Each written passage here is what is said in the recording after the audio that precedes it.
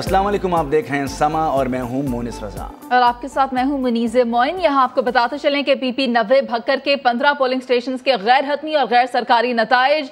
नून league के Saeed Akbar Nawani 8,477 vote लेकर आगे हैं, जबकि PTI के इरफानुल्लाह नियाजी 7,955 वोट लेकर दूसरे नंबर पर मौजूद हैं।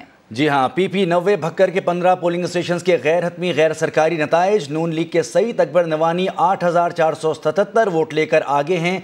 PTI के इरफानुल्लाह नियाजी 7,955 वोट लेकर दूसरे नंबर पर मौजूद हैं। आपको एक मरतबा फिर बताएंगे, PP 90 भक्कर के 15 पोलिंग स्टेशन के गैर हतमी गैर सरकारी नताइज आ गए हैं। नून लीग के सईद अकबर नवानी 8,477 वोट लेकर आगे हैं। PTI के इरफानुल्लाह नियाजी 7,955 वोट लेकर दूसरे नंबर पर मौजूद हैं। और इसके साथ साथ ये भी बताते चलें कि PP 167 लाहौर के 23 पोलिंग स्टेशन के गैर हतमी नताइज आए हैं। PTI के शब्बीर गुज्जर 5,157 वोट लेकर आगे हैं। गैर हतमी गैर सरकारी नताइज आने का सिलसिला जारी है। नून लीग के नज़ीर चौहान 3,022 वोट लेकर दूसरे नंबर पर मौजूद हैं। PP 167 लाहौर के 23 पोलिंग स्टेशन के गैर हतमी और गैर सरकारी नताइज आ रहे हैं। PTI के शब्बीर गुज्जर 5,157 वोट लेकर आगे और नून लीग के नज़ीर चौहान 3,022 वोट लेकर दूसरे नंबर पर मौजूद हैं। गैर हतमी गैर सरकारी नताइज के आने का सिलसिला जारी है। PP 167 लाहौर के 23 पोलिंग स्टेशन के गैर हतमी नताइज आ गए हैं। PTI के शब्बीर गुज्जर 5,157 वोट लेकर आगे हैं, जबकि नून लीग के उम्मीदवार इस हल्के में दूसरे नंबर पर मौजूद हैं। और यहां पर एक ब्रेक लेंगे। ब्रेक के बाद एक मरतबा फिर आपके लिए चलेंगे समा की स्पेशल ट्रांसमिशन की जानिब। आप देखते रहिए समा। I need a buzz, let me feel the burn. जो जिंदगी करे फायरी हो रही है craving spicy. I need a Knorr लेके आया नूडल spicy. इतना blazing जो कर दे surprising. Literally bringing the heat to your body. Game changer lit करे scene. तीखे का level extreme. Word. Oh damn. I need a buzz, you can feel the burn. Knorr, listen Knorr. तख्ते लाहौर की जंग का फैसला कौन राउंड आ पहुंचा है। शेर पाकिस्तान की पंजाब की तरक्की की अलामत है और इंशाल्लाह शेर जीतेगा। ये 158 में मौजूद है। हल्का हल्का रश बढ़ता जा रहा है। मुल्तान में PTI रहनुमा शाह महमूद कुरैशी की धांधली का इल्जाम लगाकर निजी फैक्ट्री में दाखिल होने की कोशिश। फैक्ट्री मालकान है, उनका कहना है कि शाह महमूद ने फैक्ट्री पर धावा बोला है और फैक्ट्री के जो दरवाजे उनको ही पीटा गया। PTI रहनुमा जमशेद इकबाल चीमा के साथियों का नौजवान पर मुबैना तशद्दुद। सिर्फ देखते अपनी शिकस्त को सुबह से लाइनें दी, जो ओछे कंडे इस्तेमाल किए हम ये नहीं होने देंगे। एक मुबैना ऑडियो हमारे सामने आती है जिसमें शेख रशीद साहब की आवाज़ कहा जा रहा है इसे और गुल जमान नामी शख्स की बात की जा रही है। वालेकुम अस्सलाम। कल शर्त कोई नहीं पेमेंट दे दीजिए। एतराफ़ किया उन्होंने इस बात का। बिल्कुल आवाज़ उन्हीं की है। बड़े दिनों के बाद आप समा की स्क्रीन पर हमारे साथ मौजूद, मुझे बड़ी खुशी हो रही है सर। बड़ी मेहरबानी, हमें भी खुशी होगी आने के लिए। समा जरा हाथ हल्का कर देना PTI पे। मैं आपको इन्फॉर्मेशन देता हूँ, 2018 में सेम हल्का था, सेम मद्दे मुकाबल था सलमान नईम। चेयरमैन PTI इमरान खान के हुक्म पर शाह महमूद कुरैशी को वो इलेक्शन हराया गया था। जिमनी इलेक्शन का मार्का समा को मौसूल नताइज नाजरीन तक पहुंचाने का वक्त आ गया। सबसे बड़े सूबे की सबसे बड़ी कवरेज सिर्फ समा पर।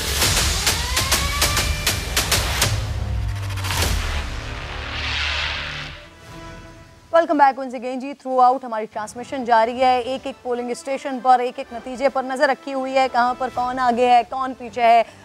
मुस्लिम लीग नून को लगता है कि शेर जीतेगा, पाकिस्तान तहरीक इंसाफ को लगता है कि यहाँ पर बल्ला जीतेगा, जबकि एक और जो पिछले इलेक्शंस में TLP एक बड़ी जमात बनकर उभरी है, यहाँ पर भी कैंडिडेट्स मौजूद हैं, आज़ाद उम्मीदवार भी हैं, लेकिन जो नतीजे सामने आ रहे हैं कहीं पर PTI की बढ़तरी दिखाई दे रही है, कहीं पर मुस्लिम लीग नून की बढ़तरी दिखाई दे रही है। तो एंड ऑफ द रिजल्ट तक अभी ये सिचुएशन बिल्कुल वाजे नहीं कही जा सकती कि कौन है इस वक्त जो आगे है और कौन है कि जो इस मार्के को, इस मैदान को मार लेगा। अच्छा जी, मेरे साथ मौजूद है नईम हनीफ साहब, और क्योंकि वो एग्जैक्टली पंजाब में है, लाहौर में मौजूद हैं, ग्राउंड रियलिटीज़ देख रहे हैं।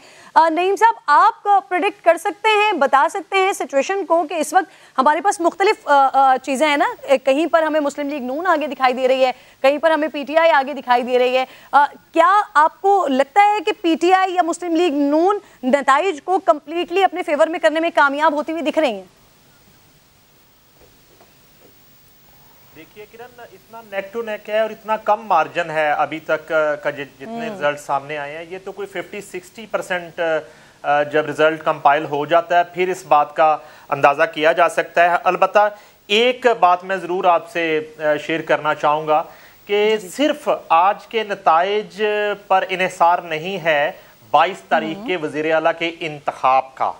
बाकी के ये जो 5 से 7 दिन है, इसमें बहुत कुछ जो है वो काउंटर स्ट्रेटजी जो है बनाई है PTI ने भी, और उसमें मुस्लिम लीग नून में भी। और मेरे पास ये इतला है कि 7 से 8 इस्तीफे जो हैं वो PTI से भी आ सकते हैं, चाहे नताइज कुछ भी हों। और एक बड़ी ही अजीब सी सूरत हाल है इस वक्त मुस्लिम लीग काफ के अंदर। मुस्लिम लीग काफ के जो है वो अंदर से जो मेरे पास इतलात आ रही हैं वो ये हैं कि 22 तारीख के बाद चौधरी परवेज लाई का जो धड़ा है मुस्लिम लीग काफ के अंदर, वो अलग पार्टी अनाउंस भी कर सकता है और बाकायदा तौर पर चौधरी परवेज लाई, चौधरी मोनस लाई, चौधरी हुसैन लाई और चौधरी वजाहत हुसैन PTI भी ज्वाइन कर सकते हैं।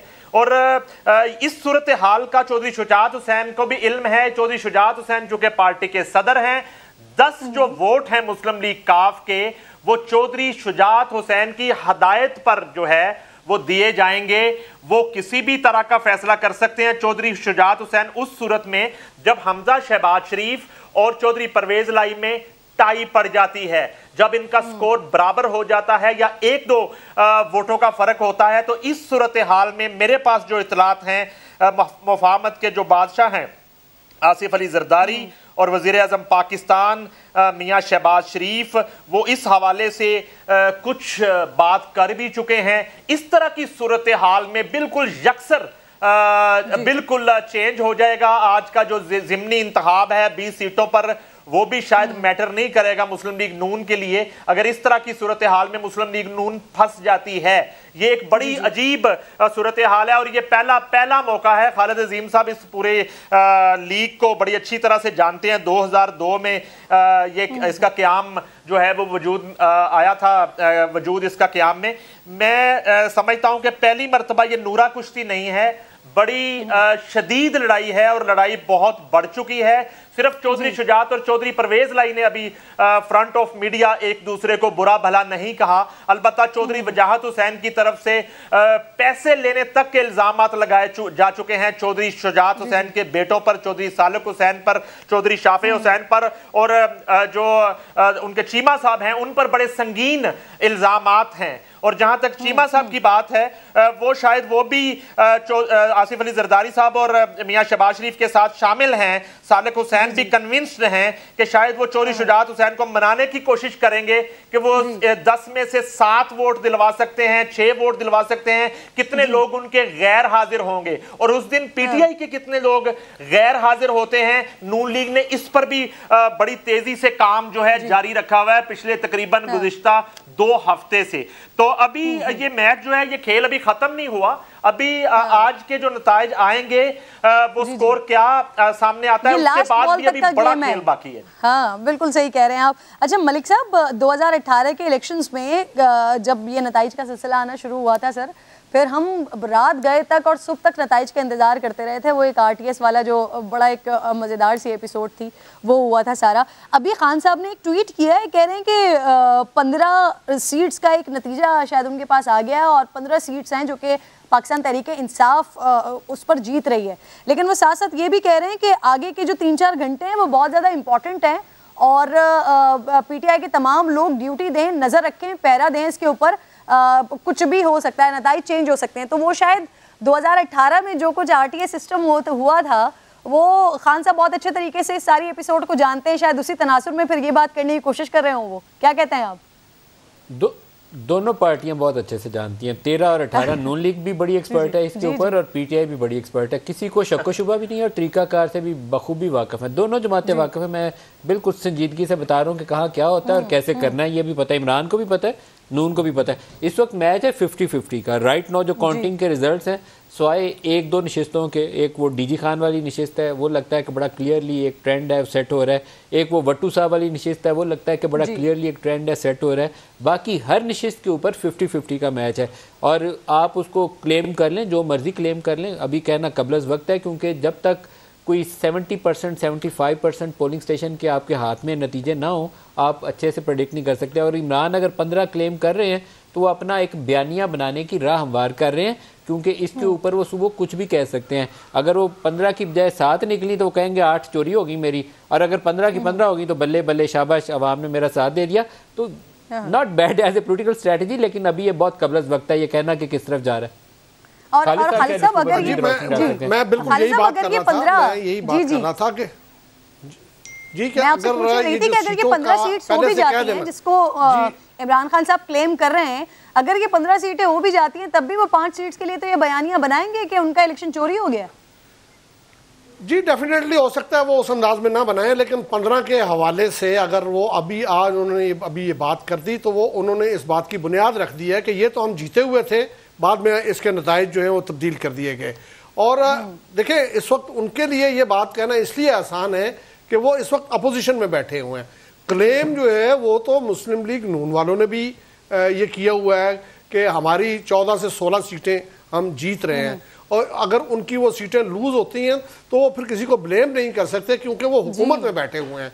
और उनके लिए खान साहब के लिए बहुत आसान है कि वो अगर 15 में से वो अगर सिर्फ 5 भी वो लूज करते हैं और 10 उनके पास रह जाती हैं, तो वो जो मलिक साहब ने बात फरमाई है कि वो ये कह दें कि वो 5 सीटें हमारी जो हैं वो चोरी कर ली गई हैं।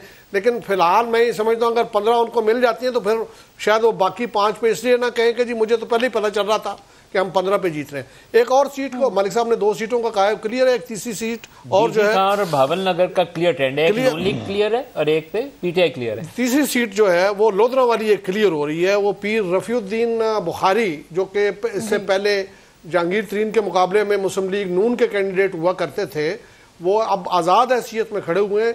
इस वक्त वो खासे मार्जिन के साथ लीड कर रहे हैं और बज़ाहिर वो मुकाबला रफीउद्दीन बुखारी का और पीटीआई के कैंडिडेट का है। वहाँ पे जो नून लीग का कैंडिडेट है वो तीसरे नंबर पे जा रहा है। और सर खुशाब वाली में भी आसिफ भा वो आगे जा रहा है, लेकिन वो उनका मार्जिन कम है। आसिफ भा का लेकिन सरप्राइजिंगली आजाद ऊपर लीड कर रहा है, लेकिन आसिफ भा का जो है वो मार्जिन कम है, जबकि पीर रफीउद्दीन साहब जो है उनका मार्जिन खासा ज्यादा। ये बात आप सही कर रहे हैं सर। अगर 2 या 3 नई मनीफ से पूछें कि अगर 2 या 3 इंडिपेंडेंट हो गए तो उनका रेट क्या पड़ेगा? 50 करोड़ तो कम से कम पड़ेगा। नहीं ये मैं गुलजमान को फोन कर रहा था ब्रेक में, हीरो से तोल देंगे, मेरा फोन नहीं लिया, मैं उससे पूछ के बताऊंगा। सही वो अब एहतशाम ये खालिद साहब बड़ी इंपॉर्टेंट बात कर रहे हैं कि अगर मुस्लिम लीग नून जो एक्सपेक्ट कर रही है, जितनी सीट्स वो एक्सपेक्ट कर रही है, अगर वो लूज कर जाते हैं तो ऑब्वियसली गवर्नमेंट किसी को ब्लेम नहीं कर सकेगी। फिर एक और चीज़ ये भी साथ में सवाल में ले लीजिएगा, असद उमर साहब कह रहे हैं रिजीम चेंज का सिलसिला जो है वो रिवर्स हो चुका है, वो किस तरफ इशारा कर रहे हैं? मिस्टर एक्स की तरफ उसने इशारा कर रहे हैं कि अगर वो हुकूमत में आ जाते हैं तो रिजीम चेंज ऑपरेशन का सिलसिला रिवर्स हो गया, फिर कोई साजिश नहीं है और वो साजिश जो है वो उसको ओवरकम कर लिया जाएगा। वो फिर उनके खिलाफ हो गई जिनकी अब हुकूमत है।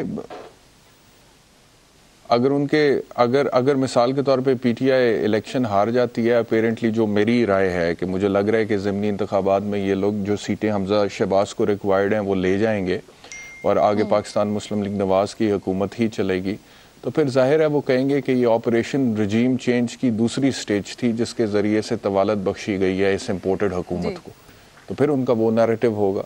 लेकिन इसमें अफसोस की बात यह है कि असल मसला इक़्तिदार का है, जंग का है, लड़ाई का है, पावर का है, अथॉरिटी का है। आज जो बंदा आ जाएगा हुकूमत के अंदर उसके लिए सारे मामला ठीक हो जाएंगे, इस्टेब्लिशमेंट के साथ भी चीज़ें सेटल हो जाएंगी।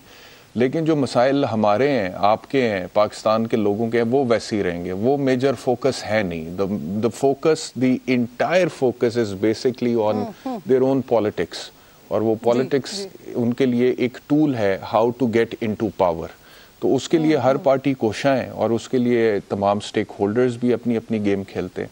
तो अब देखें, अब ज़िमनी इंतखाब का जो भी है, अच्छा मेरे ख्याल में एक सवाल प्लीज साथ में और भी लीजिएगा। एक नैरेटिव ये भी बिल्ड किया जा रहा है कि ये जो एक तरफ पाकिस्तान तहरीक इंसाफ ही कहती है कि जी बहुत ज्यादा पेट्रोल में मार्जिन था, वो अब इतने पैसे हैं जो शहबाज शरीफ साहब की जेब में हैं, उन्होंने ये कम रिलीफ दिया है। लेकिन दूसरी तरफ ये भी एक नैरेटिव बनाने की कोशिश की जा रही है कि इस इलेक्शन तक है, क्योंकि उसके बाद जो कि IMF के साथ मुआहदा फाइनलाइज हो चुका है हमारा, तो इसमें पेट्रोलियम लेवी भी बढ़ानी है, दीगर चीज़ें भी करना है, महंगाई इन्फ्लेशन मजीद होना है, बिजली और दीगर की कीमतों में इजाफा भी करना है, पेट्रोलियम लेवी भी बढ़ना है। तो आपको लगता है कि ये इलेक्शन की हद तक किया गया है, उसके बाद 22 तारीख के बाद ये मामला दोबारा से उसी तरह से आगे बढ़ेंगे जिस तरह से अभी पिछले 1 महीने 1.5 महीने में हमने देखा कि 3 दफ़ा पेट्रोल की प्राइसेस हाई हुई, इन्फ्लेशन रेट बढ़ा? मुझे लगता है कि अगर आलमी मार्केट में पेट्रोल की कीमत कम ना हुई होती और उसके बावजूद वो जैसे खान साहब ने किया था वजीर आजम होते हुए कि आलमी मार्केट में पेट्रोल की कीमत अभी ऊपर थी, लेकिन उन्हें नजर आ रहा था कि मेरी हुकूमत जा रही है, तो मकबूल होने के लिए सियासी तौर पे 10 रुपए उन्होंने कीमत में कमी का ऐलान कर दिया था। अगर आलमी मार्केट में पेट्रोल की कीमत कम ना होती और फिर ये हुकूमत ऐलान कर देती, तो फिर ये बात दुरुस्त थी कि सिर्फ इस ज़िमनी इंतखाब में जीतने के लिए उन्होंने ये टैक्टिक खेला। लेकिन क्योंकि आलमी मार्केट में पेट्रोल की कीमत कम हुई है और उसके बाद ये डिसीजन लिया गया, इस वजह से मुझे लगता है कि इसका ज़िमनी इलेक्शन से कोई बराह रास्त ताल्लुक नहीं है। और दूसरा ये बात भी हमें ज़हन में रखनी चाहिए कि once this election is over, तो पाकिस्तान मुस्लिम लीग नवाज ने ये भी तो देखना है ना जी कि आगे साल एक की जो हुकूमत है उसके बाद फिर दोबारा आम इंतखाबात हैं, और उन आम इंतखाबात में दोबारा अगर पाकिस्तान तहरीक इंसाफ जीत जाती है और ये लोग अपोजिशन में चले जाते हैं, तो अब जो मामला जितने हुए हैं तो वो पहले ही कह चुके हैं कि हमें इंतकाम का निशाना बनाया गया, तो they are going to try their best कि वो डिलीवर करें लोगों के सामने, इस 1 साल को यूटिलाइज करें, और असल जो उनका फोकस होगा मेरे ख्याल में वो आगे 2023 के आम इंतखाबात होंगे। तो इस वजह से जो रिलीफ वो दे सके, अगर मिसाल के तौर पर फौरी तौर पर ज़िमनी इंतखाब के बाद ये वापस ले लें, फिर तो ये पता लग जाएगा ना कि अवाम के सेंटिमेंट से खेला गया, जज्बात से खेला गया, एमी वारदात डाली गई है, ड्रामेबाजी की है। तो मेरा नहीं ख्याल कि इस तरह की इतनी मैच्योर हरकत की जाएगी।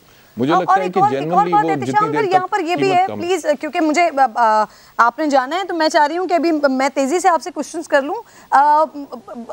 जनरल इलेक्शंस में ऑब्वियसली एक मंशूर होता है जो पार्टीज बताती हैं कि हमने आते ही ये काम करने, और मैं बार बार की बात कर रही हूँ कि पीटीआई के स्पेशली पंजाब में पीटीआई के पास उस्मान बुज़दार साहब के कारकर्दगी की बुनियाद पर कुछ भी नहीं है बताने के लिए।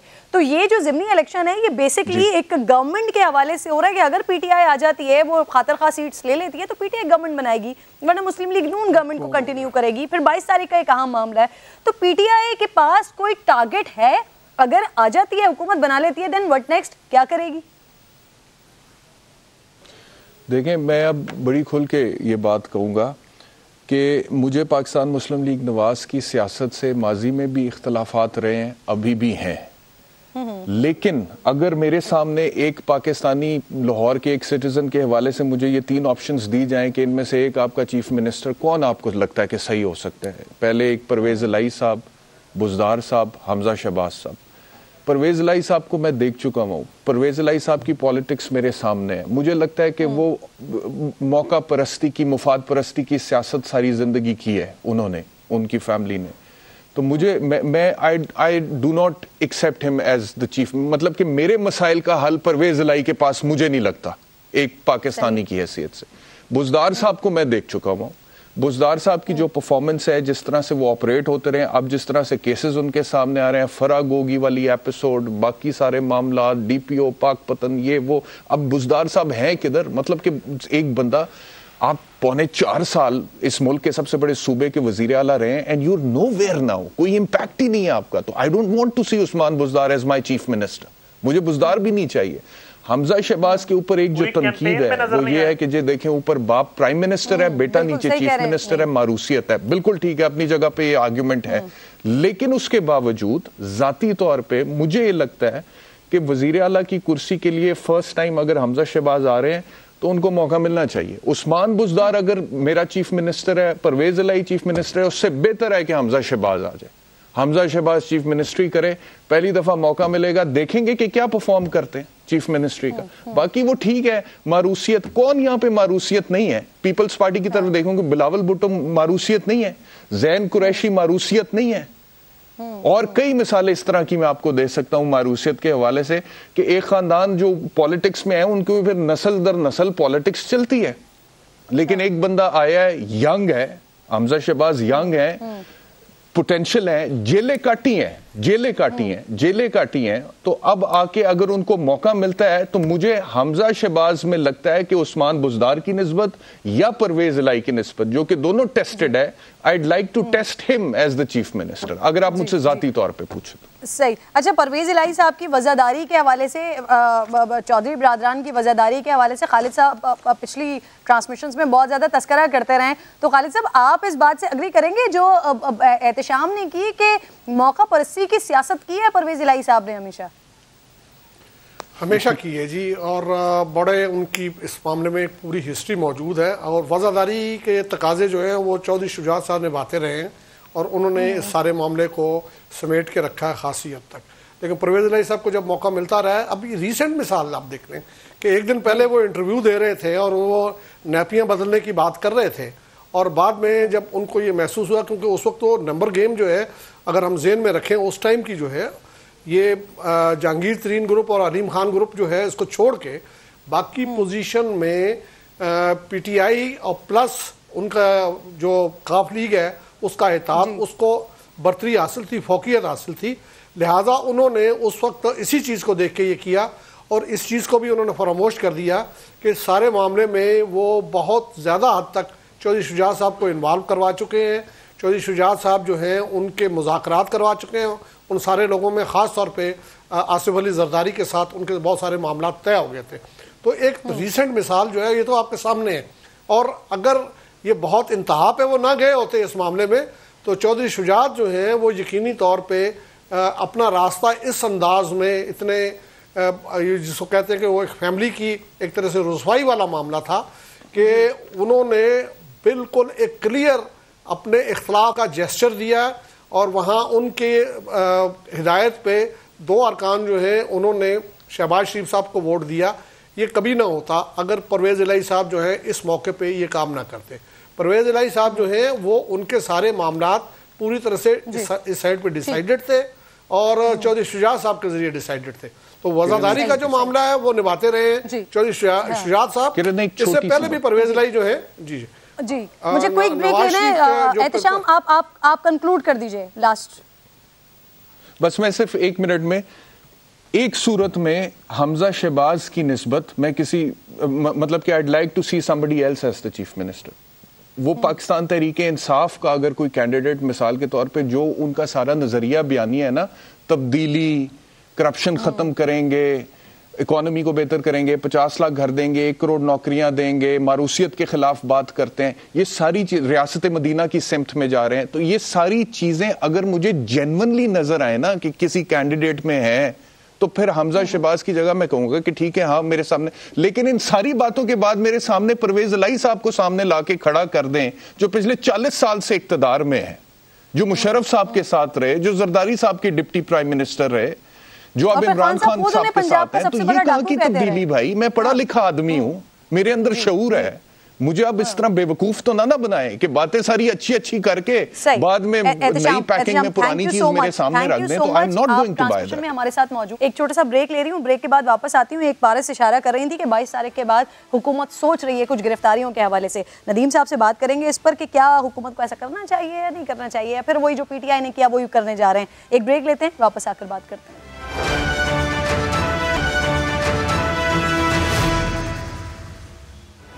वेलकम बैक वंस अगेन जी। सवाल छोड़कर गई थी, 22 तारीख के बाद बड़े पैमाने पर गिरफ्तारियों का सिलसिला शुरू हो जाएगा। नईम हनीफ साहब बता रहे थे थोड़ी देर पहले। मलिक साहब, जब मुस्लिम लीग नून की गवर्नमेंट आई थी तो उस वक्त इमरान खान के ऊपर, उस्मान बुज़ार साहब के ऊपर, दीगर लोगों के ऊपर बड़े एलिगेशंस भी सामने आ रहे थे, बड़ी बातें भी हो रही थी। तोशा खाना का भी केस हमारे सामने आया, फिर उस्मान बुज़ार साहब के करप्शन के हवाले से भी चीज़ें सामने आई। तो मुस्लिम लीग नून के जितने भी लोगों से, वज़रा वगैरह से बात होती थी तो वो कहते थे कि हम ये इंतकामी सियासत नहीं करेंगे, हम वो सब कुछ नहीं करेंगे जो PTI की गवर्नमेंट ने किया, हम पकड़ धकड़ और गिरफ्तारियाँ नहीं करेंगे। लेकिन अभी जो नईम साहब बता रहे हैं कि 22 तारीख के बाद ये गिरफ्तारियों का अमल शुरू हो जाएगा, तो आप समझते हैं कि अगर सबूत नहीं होते हैं, अगर चीज़ें और शवाहिद नहीं होते हैं और उसके बावजूद ये अमल करना क्या इस हुकूमत के लिए मुनासिब होगा? ये किसी भी हुकूमत के लिए मुनासिब नहीं होता और इससे घटिया हरकत किसी जमहूरी हुकूमत के लिए हो ही नहीं सकती। इमरान खान के ऊपर जो तोशा खाना केस है, तोशा खाना एक अहमकाना हरकत है जो इमरान खान ने एज प्राइम मिनिस्टर की हुई है। उसके ऊपर वो केस नहीं बन सकता, उसके ऊपर उसको आप पनिश नहीं कर सकते, क्योंकि इमरान खान की कैंपेन थी कि यूसुफ रजा गिलानी हीरो का हार घर ले गया। हीरो का हार इमरान खान के ऊपर भी इल्ज़ाम लग गया, घर ले गया। क्या ज़रूरत पड़ी थी कि 20% दे के तो 100% में बेच के वो 4 करोड़ कमा लेते? कोई लॉटरी नहीं थी, उससे निकला नहीं। तो इसलिए मैं कहता हूँ कि बहुत बड़ी अहमकाना हरकत है जो इमरान खान ने एज प्राइम मिनिस्टर की हुई है, गुरेज करना चाहिए था। इसी तरीके से रूहानियत वो 4 साल बड़ी कहानियाँ उन्होंने सुनाई, लेकिन रियाज मलिक से 500 कनाल ज़मीन लेकर और बिल्डिंग बना के आप रूहानियत कायम नहीं कर सकते, उस पर भी अल्लाह से माफ़ी मांगनी चाहिए। ये अहमकाना हरकतें, करप्शन का केस ये बहरहाल फिर भी नहीं बन सकेगा। बड़ा स्ट्रॉन्ग ये कॉन्फ्लिक्ट ऑफ इंटरेस्ट का केस है, इससे भी इमरान को ग्रेज करना चाहिए था। वो जो नारे मारते थे वो नहीं कर सके। अब गिरफ्तारियों की तरफ आ जाए। गिरफ्तारी जब तक किसी के ऊपर एविडेंस ऑफ करप्शन ना हो और वो साबित हो रही हो एविडेंस के साथ, पूरी डिटेल्स के साथ, तब तक किसी को पकड़ के वो जिस तरह शाहिद खाकान अब्बासी को 8-10 माह अंदर डाल दिया, वो वाली घटिया हरकत नहीं होनी चाहिए। वो नामुनासिब है। मिफ्ता इस्माइल को जेल में डाल दिया, एहसन इकबाल को अंदर डाल दिया, ये सारी नामुनासिब हरकतें थी। एक केस में, 2 केसों में जान थी। मैं एज ए जर्नलिस्ट कभी ऑन एयर झूठ नहीं बोलता और ना कोशिश करता हूँ कि कभी जो सच है उसको छुपाया जाए। 2 केसेस के मतलब मेरा ख्याल था उनमें जान है, और दोनों के मतलब मेरी राय थी कि इमरान खान में उतनी ताकत नहीं है कि उनको सजा दे सके। एक का नाम था आसिफ अली जरदारी, वो फेक अकाउंट्स वाला केस था, और दूसरे का नाम है prime minister of Pakistan Shahbaz. इनके ऊपर जो केस था वो टैक्स चोरी का केस है, पैसा घुमा के वापस वो रिमिटेंस दिखा के लेकर आए हुए हैं। दोनों के ऊपर इमरान खान सजा देने की पोजीशन में नहीं थे। बाकी हर बंदे को पकड़ के जेल में डाल दिया, एक के ऊपर 15 किलो हेरोइन डाल दी।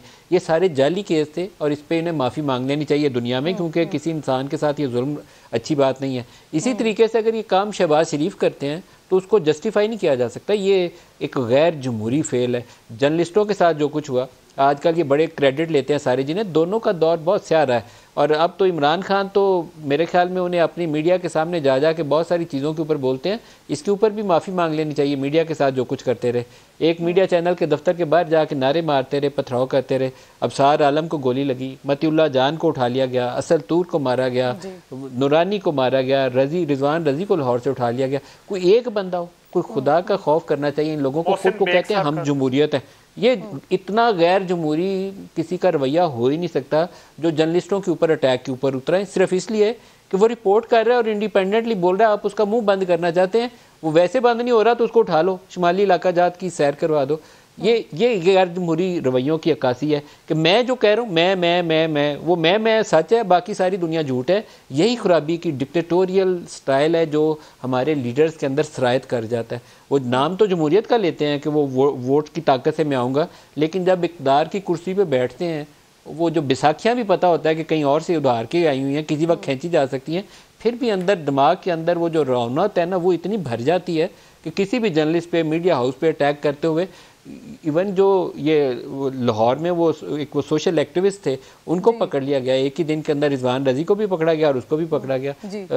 ये कोई अच्छा सलूक नहीं था। मैं इस पे अफसोस हुआ मुझे कि तकरीरों के अंदर शरीफ फैमिली को और जरदारी फैमिली को इसलिए ललकारा जाता है कि ये इस्टेब्लिशमेंट के जोर के ऊपर इक़्तिदार में आते हैं और ये गैर जमहूरी हथकंडे इख्तियार करते हैं, और ख़ुद ताकत मिली तो ताकत में उससे भी ज़्यादा कुछ करके दिखा दिया जो माजी में होता रहा था। तो वो कौन सा अच्छा रवैया था। और सोशल मीडिया के ऊपर जो एक रविश इख्तियार की गई, जिसे मैं अस्करियत पसंदी कहता हूँ, कि ये अस्करियत पसंदी जो पाकिस्तान तहरीक-ए-इंसाफ ने सोशल मीडिया के ऊपर इसके नई रवायत डाली कि जो आपकी बात को नहीं मानता उसके ऊपर आप गाली गलोच करें, उसकी फैमिली को अटैक करें और जितनी गलाजत भरी जा सकती है वो भर दें। इस पर कोई रू रायत नहीं। ये IGI की पॉलिटिक्स की एक रिफ्लेक्शन थी, जहाँ और वो सियासी हरीफ थी उसकी IGI की, बेनज़ीर भुट्टो, अल्लाह पाक उनकी मग़फ़िरत फरमाए, उसके लिए IGI में ये सारा कुछ किया गया था। वही तरीक़ाकार, वही रवैया पाकिस्तान तहरीक इंसाफ ने ना सिर्फ पोलिटिकल अपोनेंट्स के ऊपर अपनाया बल्कि जर्नलिस्ट, एंकर्स, TV चैनल, उन सब के लिए अपनाया। इनके अकाउंट्स खोल के देखें, पता चलेगा कि मैं उनके नाम ले सकता हूँ कि कौन कौन सा इनका मीडिया का जो बंदा है उसको वो इन फेक अकाउंट्स को मैनेज करता रहा और वो कितना गंद भरा हुआ है। और वो तर्जमान है पाकिस्तान तहरीक इंसाफ के। एज प्राइम मिनिस्टर एटलीस्ट उन्हें गुरेज करना चाहिए था ऐसे लोगों को अपना तर्जमान बनाने से जिनकी ज़ुबान से जब भी वो खुले कुछ ऐसी गलाजत बाहर निकलती है कि उनको किसी वज़ीर-ए-आज़म का तर्जमान तो होना नहीं चाहिए। लेकिन ये गिरफ्तारियाँ वारियाँ, दोबारा उसके ऊपर आ जाता हूँ, नामुनासिब फेल है। आज मतलब शहबाज गिल को इन्होंने पकड़ा है तो शहबाज गिल की गिरफ्तारी से शहबाज गिल की इन्होंने मदद की है ना। उसकी TV चैनल खबर चला रहे हैं कि शहबाज गिल गिरफ्तार हो गया।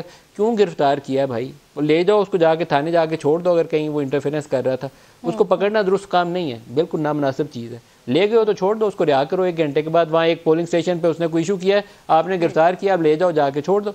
इससे ज़्यादा कोई काम नहीं होना चाहिए। और पकड़ना तभी चाहिए जब आपके पास एविडेंस हो। बगैर एविडेंस पे किसी एक बंदे पे भी हाथ नहीं डालना चाहिए, चाहे वो मीडिया वाला है, चाहे वो पॉलिटिशियन है, सोशल मीडिया एक्टिविस्ट है। इमरान रियाज के ऊपर इशू चल रहा है, मैं तो उसका सख्त मुखालिफ हूँ कि उसको क्यों गिरफ्तार किया गया है, क्यों उसको बाहर जाने से भी रोका गया। नहीं करना चाहिए भाई। उसकी जो इंडिविजुअल किसी की भी एक लिबर्टी है उसके अंदर आपको हायल नहीं होना चाहिए। मैं as a matter of principle उस चीज़ को अपोज करता हूँ। सही जी। मलिक साहब, जो आपने बड़ी इम्पोर्टेंट बात की है, नईम आप भी अग्री करते हैं इस बात से, क्योंकि जब आगाज़ हुआ मुस्लिम लीग नून की मौजूदा हुकूमत का तो उस वक्त ऐसा सिनेरियो बिल्ड करने की कोशिश की गई कि जो गलतियां पिछली हुकूमत से हो गई हैं, वो चाहे जर्नलिस्ट के इशूज़ हों, वो चाहे पॉलिटिशियंस के इशूज़ हों, जिस तरह की पकड़ धकड़, गिरफ्तारियाँ, मार धाड़, ये सारे मामलात हों, वो गलतियां शायद अब मौजूदा हुकूमत नहीं करेगी। लेकिन ये आपने स्टोरी दी, आपने ये खबर दी कि 22 तारीख के बाद ये सारी प्लानिंग हो रही है, तो आप नहीं समझते हैं कि जिन बातों के ऊपर उन्होंने खुद तौबा की, अता तारड़ साहब हो गए, दीगर वुज़रा हो गए, एहसन इकबाल हो गए, ये तमाम लोग आकर कहते थे हम ये गलतियां नहीं करेंगे, हम सियासी इंतकाम का निशाना नहीं बनाएंगे, लेकिन अब वही बात की जा रही है। खान साहब की गिरफ्तारी की बात की जा रही है, शहबाज गिल साहब को मलिक साहब सही कह रहे हैं, जो किया नहीं होना चाहिए था। आप नहीं समझते कि मौजूदा हुकूमत भी फिर वही गलतियां करेगी? ये जो तमाम दावे, वादे, वईद, ये तो सारे नारे जो हैं ये तो इलेक्शन कैंपेन के दौरान हुआ करते हैं ना। जब इक़्तिदार मिल जाता है, जब आप बराजमान हो इक़्तिदार की कुर्सी पर, तो तब थोड़ा ही उन पर अमल दरामद का भी होता है। इससे पहले नून लीग के अदवार में मीडिया हाउसेस के साथ क्या क्या कुछ होता रहा, उसके बाद कितनी ऑडियो लीक्स आई जिसमें मुख्तलिफ चैनल्स के एड्स बंद होते रहे, नदीम मलिक साहब के तस्करे होते रहे उन कॉल्स में। तो कहने का मकसद है कि ये तो हर दौर में होता रहा और PTI हुकूमत जो है उससे इसलिए ज़्यादा गिला बनता है बतौर जर्नलिस्ट मेरा कि बिल्कुल मीडिया के कांधों पर बैठ के इमरान खान साहब ने हुकूमत बनाई और उसमें बहुत सारे नाम ऐसे हैं जो उस वक्त उनके साथ थे, उनके शाना बशाना थे और एक तब्दीली के लिए और एक नए पाकिस्तान की जदोजहद में उनके साथ शामिल थे, कोशां थे। उनको भी हवालात की हवा खाना पड़ी। तो बिल्कुल मलिक साहब सही फरमा रहे हैं कि हमें रवैये तब्दील करने की ज़रूरत है। इसके साथ जब कभी प्रिंट मीडिया में हम रिपोर्ट करते थे, इस तरह इलेक्शन कवरेज होती थी, तो फिर साइड स्टोरी झलकियां भी छोटी छोटी होती थी। तो इसी हवाले से 1-2 झलकियां भी हैं मेरे पास के PTI की क़यादत जो है पिछले 3-4 रोज़ से मुल्क भर की क़यादत जो है वो लाहौर में मौजूद थी। उसमें फैसल वोडा थे, उसमें अली जैदी थे, उसमें परवेज़ खटक थे, उसमें असद कैसर थे, उसमें कासम सूरी थे।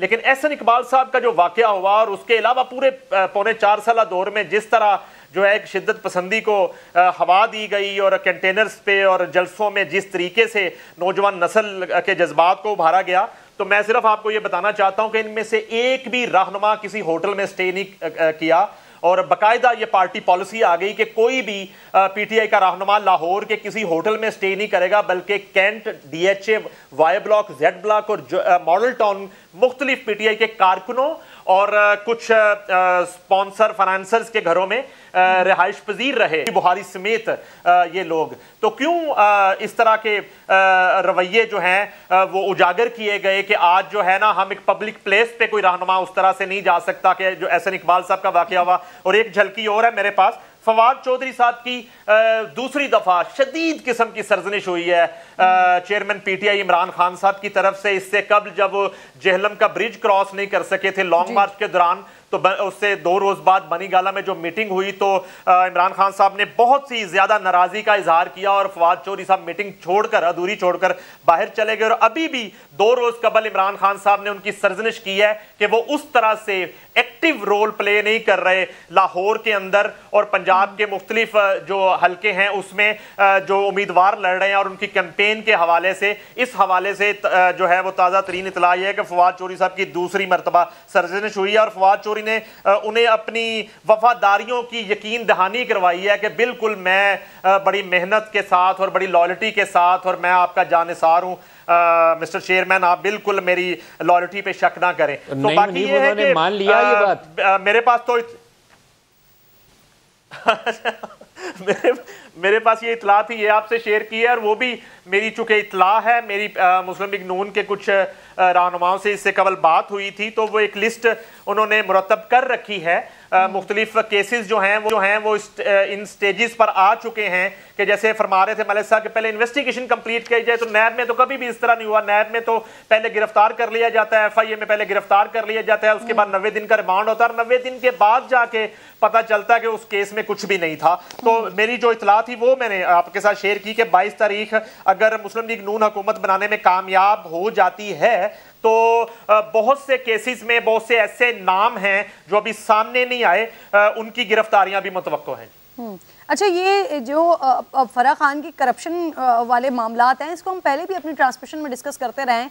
आपका और खालिद साहब का बड़ा इस पर जोर होता था कि पंजाब में बहुत सारे ऐसे मामलात हैं जो बतदरीज खुलेंगे। लेकिन खालिद साहब अगेन मैं दोनों मेहमानों से भी यही बात कर रही थी, आप समझते हैं कि अगर सबूत मौजूद नहीं है, अगर शवाहिद मौजूद नहीं है और फिर मौजूदा हुकूमत ये प्लान कर रही है कि 22 तारीख के बाद गिरफ्तारियों का अमल, पकड़ धकड़ का अमल शुरू होगा, फिर इनफैक्ट राना सनाउल्लाह साहब एक ट्वीट भी बड़ी ज़बरदस्त तरीके का, ये एहसन इकबाल साहब की बात के बाद एक ट्वीट भी कर चुके हैं, आप समझते हैं कि ये दुरुस्त तर्ज अमल होगा, ये इनको करना चाहिए? पिछली हुकूमत पर भरपूर तनकीद करते रहे हैं, जैसे कि अपनी हुकूमत का आगाज़ हुआ कहा कि हम वो गलतियां नहीं करेंगे, हम सियासी इंतकाम का निशाना नहीं बनाएंगे दीगर जमातों को या स्पेशली PTI को, लेकिन अब उसी रविश पर जाने की कोशिश कर रहे हैं। आपको लगता है ये दुरुस्त तरीका होगा या इससे मकबूलियत घटेगी मुस्लिम लीग नून की?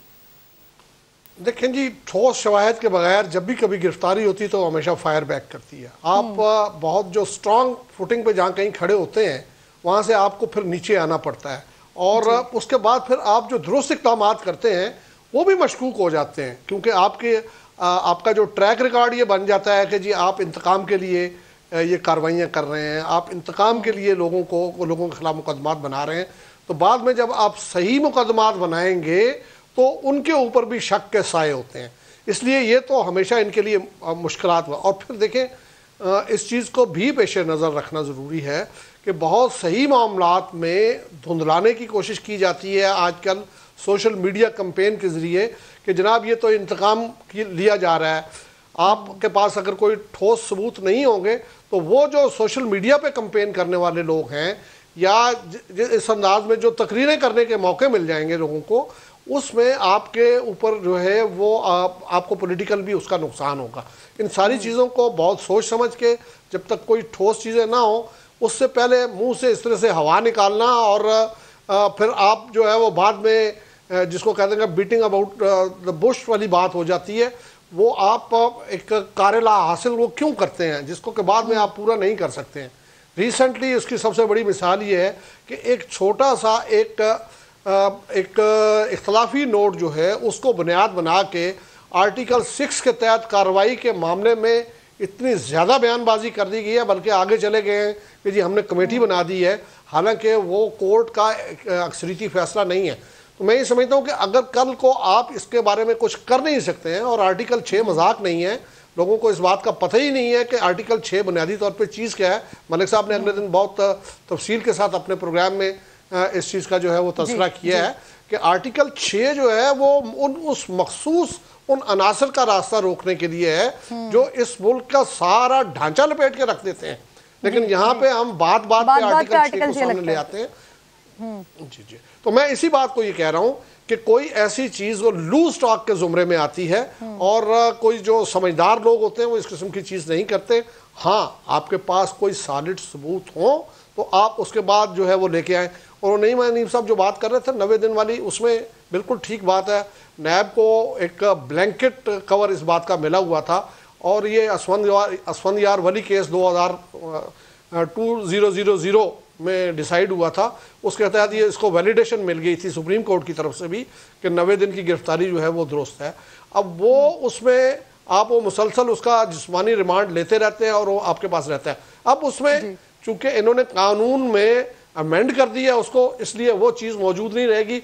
उससे पहले ये एक इन्होंने चीज़ रखी हुई थी कि जी हमने पहले इंक्वायरी की है, जबकि इन्वेस्टिगेशन के लिए गिरफ्तारी जो है वो अगर चेयरमैन नैब ऑर्डर दे देता है तो वो उसका इख्तियार हो जाता है। लेकिन हैविंग सेड दैट, मैं फिर ये कहूँगा कि वो रिमांड चाहे 90 दिन का हो या 14 दिन का हो, जब तक आप किसी ठोस सबूत को हासिल करके और वो वेरीफाइबल और प्रूवेबल हो, उसके बगैर अगर आप कोई ऐसा काम करेंगे तो कोई देर नहीं लगेगी उसको सियासी इंतकाम करार देने में, और उसी चीज़ को फिर आपके खिलाफ इस्तेमाल किया जाएगा, आपको वो फायर बैक करेगी। अगर इस किस्म की हमाकत किसी ने करनी है तो किसी को रोका तो नहीं जा सकता। दुरुस्त फरमा रहे हैं आप। अच्छा, नताइज भी साथ साथ आ रहे हैं मेरे पास। मुल्तान का एक नतीजा आ रहा है PP217, इसके 102 पोलिंग स्टेशन हैं, इसका गैर हतमी और गैर सरकारी नतीजा आया है सामने, और उसके मुताबिक 38,490 वोट्स अब तक काउंट हुए हैं जैन कुरैशी के, और 33,354 वोट सलमान नईम के काउंट हुए हैं। यानी दूसरे नंबर पर मुस्लिम लीग नून है, यहाँ पे पहले नंबर पर पाकिस्तान तहरीक इंसाफ है। फैसलाबाद की भी कुछ इसी तरह की सिचुएशन सामने आ रही है। यहाँ पर 51 पोलिंग स्टेशन हैं, इनका नतीजा आया है सामने, और उसमें 17,414 वोट हासिल किए हैं पाकिस्तान तहरीक इंसाफ ने, जो कि अली अफजल शाही यहाँ पर कॉन्टेस्ट कर रहे हैं, और मुस्लिम लीग नून के उम्मीदवार अजमल चीमा, इन्होंने 16,175 वोट हासिल किए हैं। ये नताइज का सिलसिला जो है वो आ रहा है, गैर हतमी गैर सरकारी नताइज ये सामने आ रहे हैं, जहाँ पर कहीं कहीं पर, और अभी तक जितने 2 स्टेशन अभी मैंने आपको बताया, यहाँ पर PTI की पोजीशन बहुत ज़्यादा स्ट्रॉन्ग दिखाई दे रही है। मलिक साहब, ये जो मुस्लिम लीग नून के लिए एक बात की जा रही है, जैसे हमने लीगी MP जलील शेखपुरी साहब का इस्तीफ़ा देखा, फिर मौलाना गयासुद्दीन के बारे में भी कहा जा रहा था, फिर उसके बाद कि उन्होंने भी शायद परवेज़ इलाही की हिमायत का ऐलान कर दिया, उसके बाद शाह महमूद कुरैशी साहब ये कह चुके हैं कि बड़ा सरप्राइज़ मुस्लिम लीग नून को मिलने वाला है, 3-4 इस्तीफ़े मजीद आने वाले हैं। आप समझते हैं वाक़अतन मुस्लिम लीग नून के लिए सरप्राइजिंग सिचुएशन होने जा रही है? वो आज का जो फाइनल रिजल्ट है उसके बाद फैसला होगा। पंजाब की पावर पॉलिटिक्स है, पूरे पाकिस्तान की है, लेकिन पंजाब के जो MPs हैं ना, वो ताकत का भारी पलड़ा देखते हैं कि किस तरफ जा रही है। नईम हनीफ के पास दोनों के इस्तीफ़ों की खबर होगी कि 3-4 उधर से भी जा सकते हैं, 3-4 उधर से भी जाएंगे, तब जब पता चलेगा किसकी हुकूमत बनने वाली है और किसकी नहीं बनने वाली है। ये रिज़ल्ट काउंट बड़ा इंटरेस्टिंग होगा। अभी तक आपको जो फौरी पोलिंग स्टेशन वो मिल रहे हैं जो शहरी इलाकों के अंदर हैं, क्योंकि वो सबसे पहले उनके रिज़ल्ट आते हैं। वहाँ PTI मेजॉरिटी में लीड करती हुई हमें नज़र आ रही है। जैसे जैन कुरैशी का हल्का है, जैन कुरैशी इंटरेस्टिंगली 3-4 हज़ार वोटों से अभी लीड कर रहे हैं सलमान नईम से, जिसे थ्रू आउट इलेक्शन कैंपेन में ज़्यादा लोग जिन्होंने पूरा हल्का घूमा था, लोकल नुमाइंदे भी और जिन्होंने वहाँ से ऑब्जर्वर्स भी गए, उन्होंने हमें सारों से मुझे एक इतला मिली थी कि सलमान नईम बड़ा एक्टिव लगता है। अभी तक की जो रिजल्ट काउंट आपने पढ़ के बताई है उसके मुताबिक कोई 3,000-4,000 वोट से जैन कुरैशी को बर्तरी हासिल है, और शाह महमूद कुरैशी का बहुत ज़्यादा पॉलिटिकल कैपिटल इन्वेस्ट हुआ है इस इलेक्शन के अंदर जैन अपने बेटे के ऊपर। और बड़ा इंटरेस्टिंग होगा कि मुल्तान का रिजल्ट क्या आता है। शाह महमूद कुरैशी की अपनी पॉलिटिकल पोजीशन भी चेंज हो जाएगी। इस तरह आप शेखुपुरा में चले जाएं तो शेखुपुरा के अंदर वहाँ पे वो खुर्रम शहजाद वेर का शायद उसका नाम PTI के कैंडिडेट का, उसकी पोजीशन बड़ी तगड़ी जा रही है एज़ कम्पेयर टू खालिद। और ये भी बड़ा इंटरेस्टिंग होगा कि मियाँ खालिद की पोजीशन क्या बनती है, कि क्या इलेक्शन बचा सकता है। और वहाँ पे भी अभी शहरी और देही हलकों का फ़र्क होगा। पहले जो फौरी रिजल्ट आता है वो शहरी पोलिंग स्टेशन का आता है, और शहरी पोलिंग स्टेशन के अंदर इमरान खान का वो एंटी इस्टेब्लिशमेंट और एंटी अमरीका बयानिया उसका जोर मौजूद है। इस चीज़ को कभी नज़रअंदाज ना करिएगा। लेकिन Sheikhupura, I belong to Sheikhupura, तो मैं आपको ज़्यादा अच्छे से बता सकता हूँ कि वहाँ इर्द गिर्द के जो देहात हैं वहाँ के बच्चे बसों पे बैठ के, हम जब स्कूल कॉलेज में पढ़ते थे, लड़कियाँ भी, वो पढ़े लिखे लोग हैं। तो ये ऐन मुमकिन है कि वो जो बयानिया उनका शहरी हलकों में मौजूद है वो उनका देहरी हलकों में भी मौजूद हो, क्योंकि वो सारे बच्चे मेरे से ज़्यादा पढ़े लिखे हैं। मैं तो दरमियान में काम नौकरी पे शुरू हो गया हूँ, मेरे से बाद में भी पढ़ते रहे हैं, वो इतना अच्छा पढ़ाई लिखाई का वहाँ म्यार मौजूद है। और वहाँ विर्क बरादरी भी बहुत है, ढेर है पूरा शेखपुरा के इलाके के अंदर, और वहाँ विर्क साहब की पोजीशन अभी स्ट्रॉन्ग जा रही है। बड़ा इंटरेस्टिंग है लाहौर के हल्कों के इसमें। इसके अलावा मकसद मैं ये ऐड करना चाहूंगा कि ये अब हमें एक बात जो है वो ज़हन में रखनी चाहिए कि ये जो हमारे मीडिया का फैलाव है और खास तौर पे जो इंटरनेट है उसकी वजह से वो जो अर्बनाइजेशन है देहाती इलाकों की, वहां पे भी उनकी भी अर्बनाइजेशन होगी, और ये बयानिए जो हैं अब वो देहातों के अंदर भी उसी अंदाज में पहुंचे हुए हैं, वहाँ लोग डिस्कस करते हैं। बिल्कुल ठीक, बहुत बहुत शुक्रिया मलिक खालिद साहब, नईम हनीफ साहब, आप तमाम लोगों का बेहद शुक्रिया। थ्रू आउट ट्रांसमिशन हमारी जारी है, प्रोग्राम्स में भी ऑब्वियसली अपडेट्स आपको मिलती रहेंगी, ताज़ा तरीन इत्तलात आपको मिलती रहेंगी, और 11 बजे एक बार फिर वापस आएंगे, ट्रांसमिशन को यहीं से कंटिन्यू करेंगे। देखते रहिए समा।